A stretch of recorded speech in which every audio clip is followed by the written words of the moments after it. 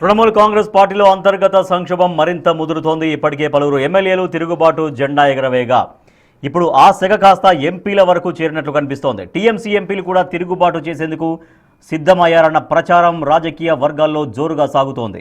పార్టీలో నెలకొన్న తాజా పరిణామాలు, అంతర్గత భేదాభిప్రాయాలపై చర్చించేందుకు టీఎంసీ అధిష్టానం అత్యవసర సమావేశాన్ని ఏర్పాటు చేసినప్పటికీ అది కాస్త తీవ్ర నిరాశనే మిగిల్చింది.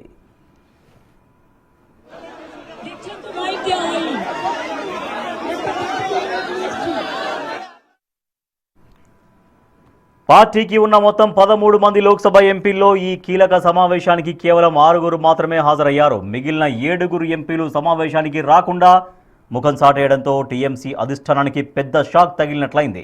ఈ పరిణామం పార్టీలో ఎంపీల అసంతృప్తిని, వారి తదుపరి రాజకీయ వ్యూహాలను స్పష్టం చేసినట్లయింది.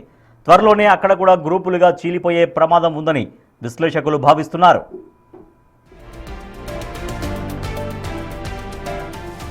మరోవైపు పార్టీలో తిరుగుబాటు చేసిన ఎమ్మెల్యేలతో పాటు రిటభ్రత బెనర్జీ వ్యవహారం ఇప్పుడు టీఎంసీకి పెద్ద తలనొప్పిగా మారింది. పార్టీ నిర్ణయాలను బేఖాతరు చేస్తూ సాగుతున్న ఈ వ్యవహారంపై అధిష్టానం తీవ్ర ఆగ్రహంతో ఉంది. ముఖ్యంగా ప్రతిపక్ష నాయకుడిగా రిటభ్రత నియామకాన్ని టీఎంసీ ఏమాత్రం జీర్ణించుకోలేకపోతోంది. రిటభ్రత వ్యవహారాన్ని చట్టపరంగా ఎదుర్కొనేందుకు టీఎంసీ సిద్ధమైంది. రిటభ్రత నియామకాన్ని సవాల్ చేస్తూ సోమవారం హైకోర్టును ఆశ్రయించాలని పార్టీ అధిష్టానం నిర్ణయించింది.